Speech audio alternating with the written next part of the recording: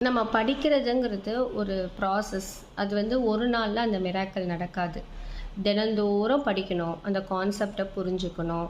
சில குழந்தைங்க 100 பேர் இருந்தாலும் படிப்பாங்க. சில குழந்தைங்களுக்கு ஒரு பீஸ்ஃபுல் என்வாயர்மெண்ட் குடுத்தா தான் படிப்பாங்க. அ ஸோ அ அந்தந்த குழந்தைய பொறுத்து தான் அந்த படிப்பு திறன் நம்ம பேச முடியும்.